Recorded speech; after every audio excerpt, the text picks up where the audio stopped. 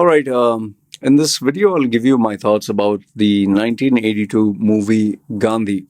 Okay. I'm not going to give you the actual review of how each actor acted, the storyline, because I'm pretty sure you must have watched this movie. But if in case, due to some strange reason, you have not watched the movie, I have nothing else to tell you other than please, if you like documentaries, if you like realistic kind of movies, if you like biographies, this movie should be at the top of the list. It should be the movie you must watch. No questions asked. Okay, this is by far the masterpiece of storytelling. Given that, and my rating for this movie is a perfect 10 out of 10. These are movies like Ben-Hur, which I watched. It's a 1954 movie, I think. Ben-Hur, the old Ben-Hur, 1959 movie. Okay, so there are some movies which are an all-time classic. If you have not seen Ben-Hur, that's a movie I give 11 out of 10. It's not 10 out of 10, 11 out of 10. I think it won all the Oscars in all the categories, if I'm not mistaken. How many Oscars? How many Oscars did it win? 11 Academy Awards. Okay. And in terms of Gandhi, how many awards did it win? How many awards? 8. Okay, so Ben-Hur, the 1959, got 11 awards. So Gandhi got 8. The award ceremony, what's the director's name? Richard Attenborough. It was nothing like incredible. He didn't give an amazing speech. Neither did Ben Kingsley. But one thing you'll notice when they receive the awards, they take it, they speak very fast, and they leave. They don't lecture you on life like nowadays, like the woke crowd.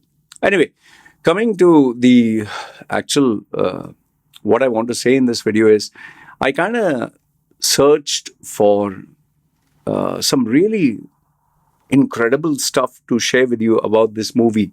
And I'm going to share with you 20 of them that I managed to get from the internet, obviously, research.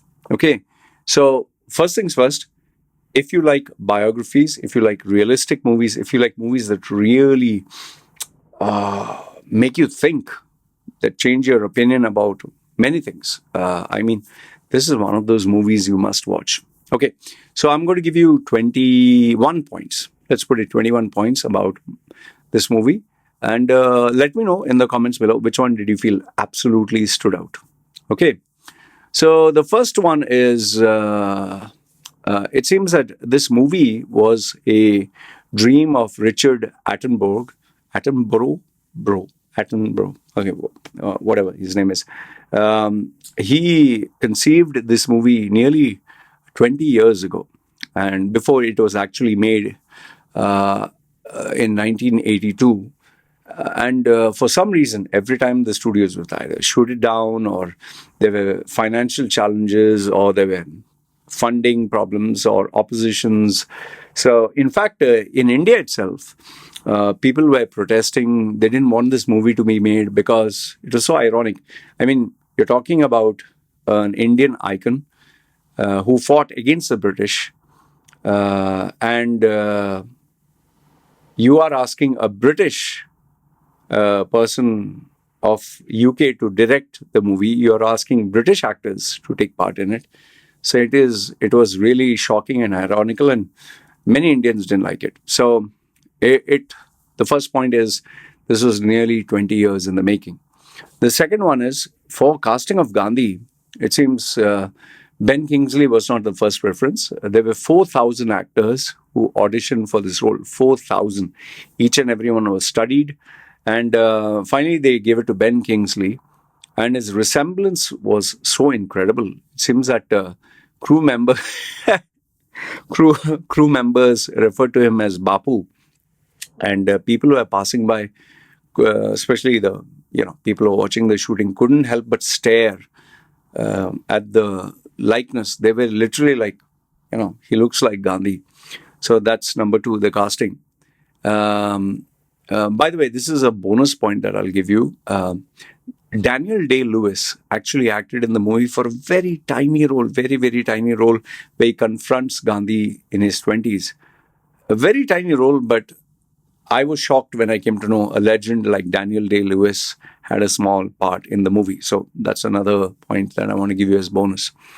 Number three is this is nothing but method acting. Method acting is kind of extreme, where you not only study the character, you become the character, you live the character, act, breathe. Very famous or infamous individuals are like Jim Carrey, where if he takes on the role of any character, like Andy Kaufman, he'll actually become that weird, eccentric. Daniel Day-Lewis is known for method acting, where he literally, if you see the movie, I've not seen it, but I've seen bits and pieces. My Left Foot. He taught himself how to write with his left foot. Ben Kingsley. Sorry, Daniel Day-Lewis.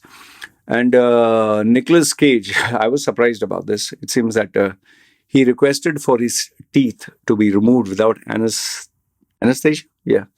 Anesthetic, because he wanted to feel the pain. So people do extreme things.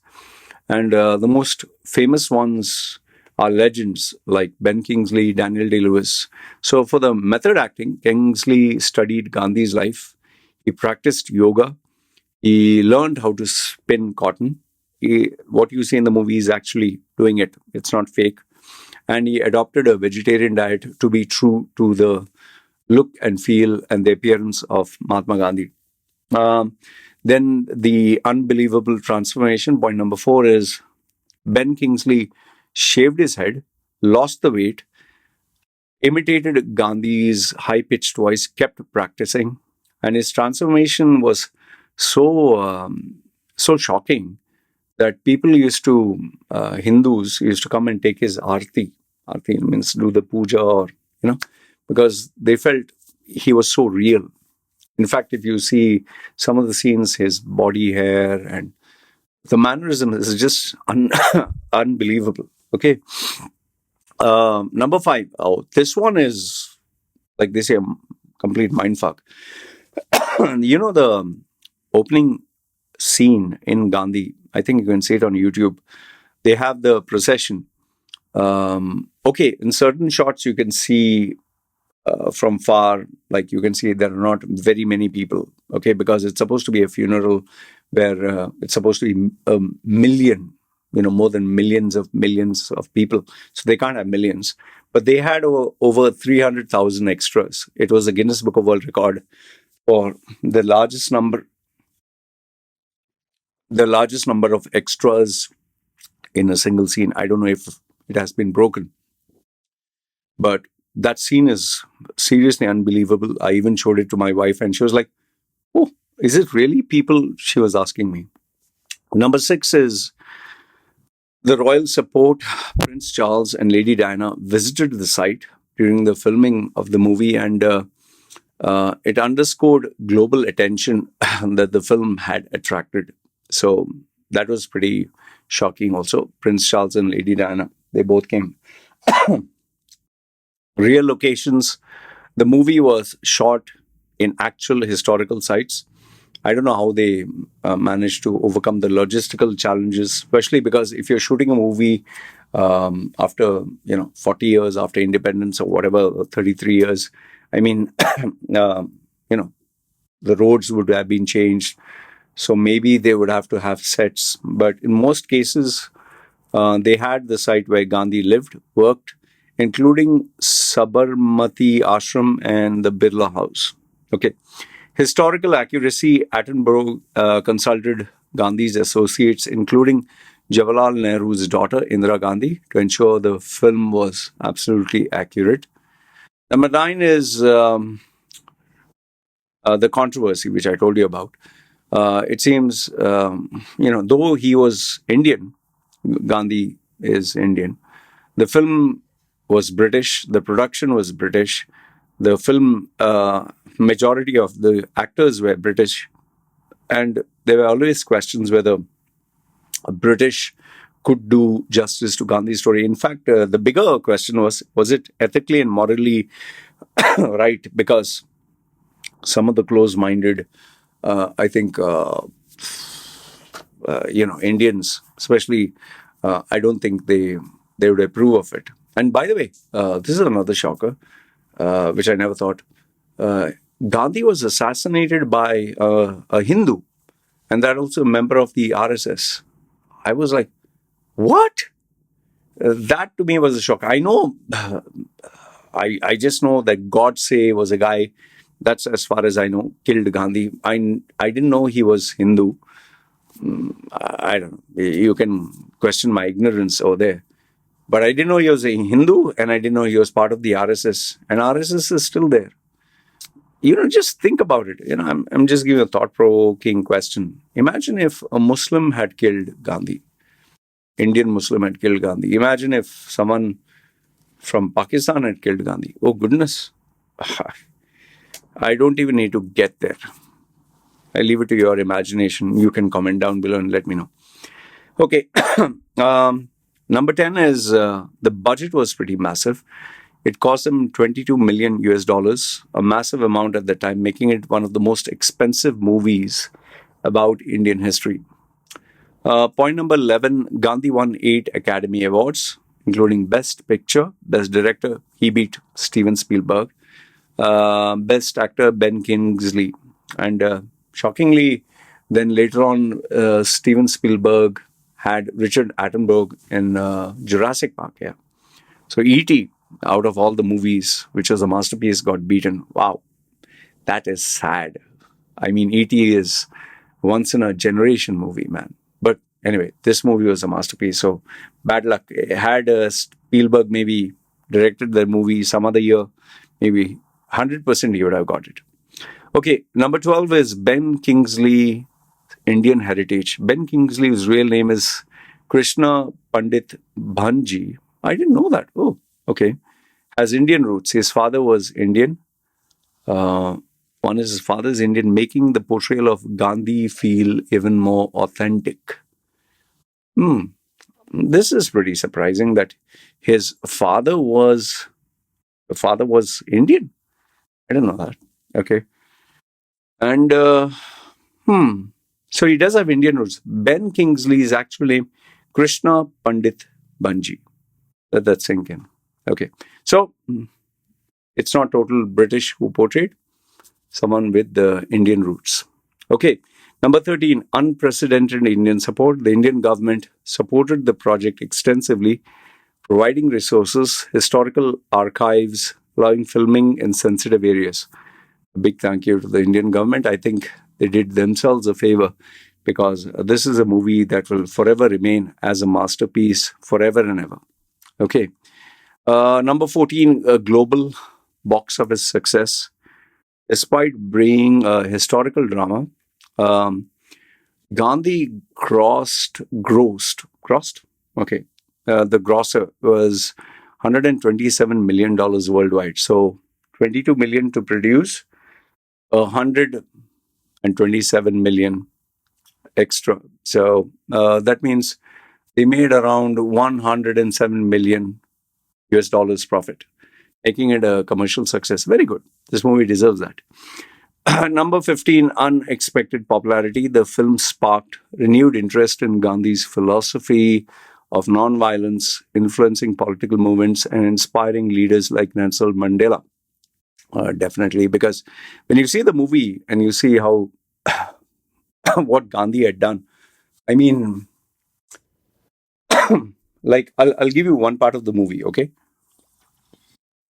imagine he's talking about the police being unjust. They are giving you rules that Indians need to have their fingerprints taken. Indians need to have a card. The whites don't. In South Africa, the whites don't need anything. The non-whites, they need these rules. And then he says, we will not listen to them. We will not follow their rules, no matter what happens. And then it came down to the police will use lathi charge. Lathi charge means with the sticks. Or they will come to your house and they can even desecrate the sanctity of your house by arresting your wife, checking your wife and all that. So Gandhi says, we'll not stand for injustice, but we'll not fight back in the sense physical violence. Because one of the guys in the crowd said, if anyone touches my wife, I'll kill him, or anyone touches me, for every woman they touch, we are going to beat them, fight them, kill them. And one other guy says, if they kill one Indian or hurt one Indian, I will kill 10 British soldiers, whatever. So Gandhi is this thing, the eye for eye, tooth for tooth, make the whole world blind and toothless. I mean, the way he says it, you can literally feel it. It's like, no, we will fight the injustice, but with non-violence. We will take their beatings. Many of us will endure pain. Many of us will die, but we will not succumb. And there are scenes which may not be very painful for you, but when you see them, like during the salt march, making of the salt, which Indians would know, the British are standing there with, sticks. Indian soldiers of the British standing with sticks, and 6 by 6 or 8 by 8, they walk forward, and they're told, "Don't come to work, or we will hit you with the sticks." And 8 of them come. They don't do anything. They just stand in front of them and they whack them and hit them, and blood comes out. And then they are taken away by the women and women who are there. And then next 8 come, and they continue doing this. And here's a shocker. There's an American reporter and British reporter or someone. They do this from the morning, goes to the afternoon, goes to the evening, and even night. Indians just don't stop. They keep coming and they're coming, and finally the police is exhausted. They're like, how long can we do this? How many people can we do this? And when does this madness stop? So, I mean, it goes against logic. But you need to have that character. You need to have the spirit. You need to have the leadership to convince a nation to do. Just imagine this one guy. This one guy managed to convince an entire nation to do that. That was a shocker. Then number 16 is a scene that never happened. A famous scene where Gandhi is thrown off the train was slightly fictionalized. Gandhi himself did not recall such dramatic violence in writing. Okay. I didn't know that. So they threw him off the train. So that was another shocker. Okay, first time director. Although an inexperienced actor and filmmaker, Gandhi was Richard Attenborough's directorial debut on such a massive scale, which is shocking is an understatement. I mean, just imagine, it's like, you have never been a leader, a team leader of more than 2 people, and all of a sudden, you're given 20,000 people to manage, or 200,000 people, and you're doing it very well. So, I mean, there was every possible reason why this movie would not work. Because Richard Attenborough did not have any experience, especially in such a large scale. But man, what a home run. What a masterpiece. Number 18 is critical acclaim in India. Initially, it was met with skepticism, but the film won over Indian audiences and critics, ultimately earning 5 Filmfare Awards. It was a thing once upon a time. I don't know. Are they still there? Filmfare? India's equivalent to the Oscars. I guess Filmfare Awards did mean something to some people, at least those days. But yeah, this was a movie well deserved. Then number 19 is changing Hollywood's perception. Gandhi challenged Hollywood's traditional neglect of non-Western historical figures. Okay, paving the way for more global storytelling, which is very good because I think movies like this, which are realistic, which really make you think with your head and heart, I think we need more of these. And last but not the least, point number 20 is the spiritual impact on Kingsley. Ben Kingsley is often said that playing Gandhi changed his life, made him more introspective and spiritually aware.